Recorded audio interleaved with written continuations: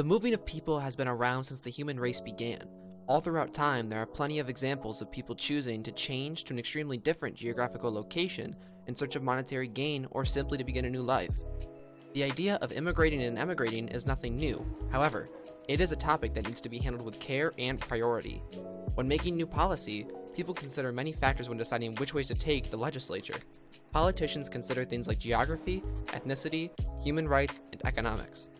It is true that money plays a large part in the overall puzzle of immigration policy all around the world. In this video, I will share some common questions about the topic and present the findings from published scholarly articles and studies.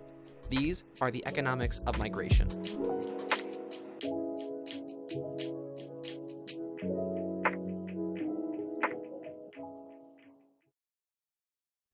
Part 1. Migration, International Relations, and Demographics.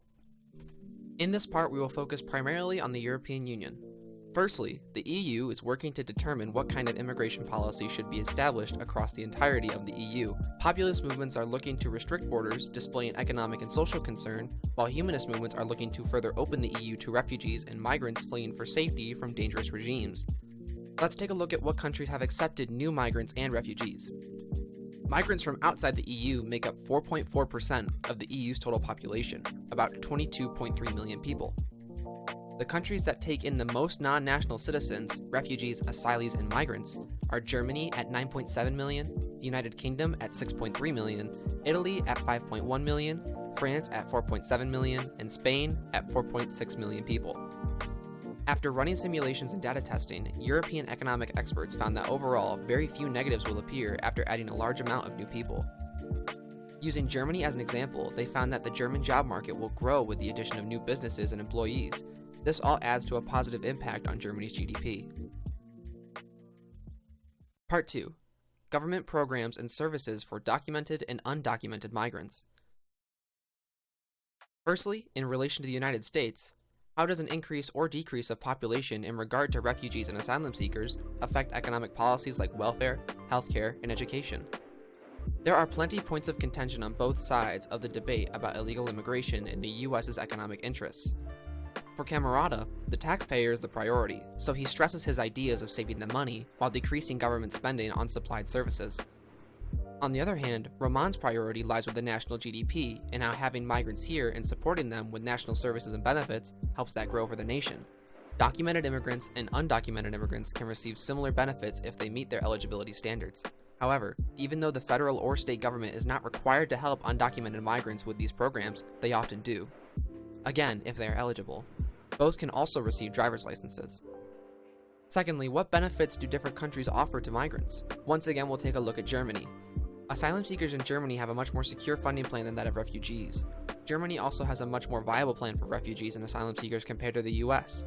The German state will cover most of the necessary expenses, meanwhile the US has the option to not cover any at all.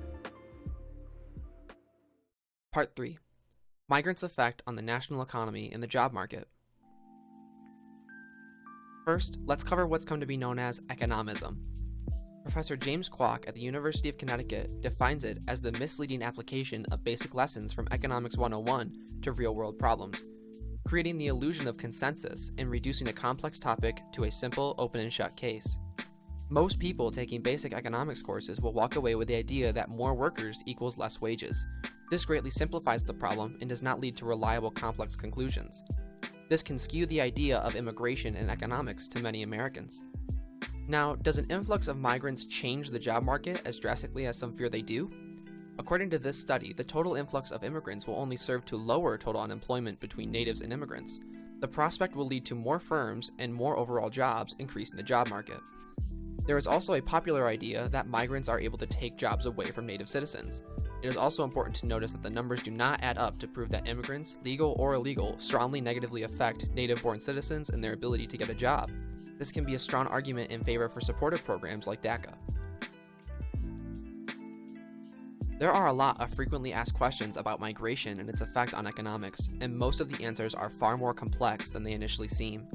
For this research, it was important to find sources that were as neutral as possible, which proved to be a very tedious task. The point is that there are answers to these questions and solutions can be drawn from them and applied to legislative production and executive decisions. The hope is that everyday citizens and voters can find ways to keep themselves educated and make change with their voices and their votes.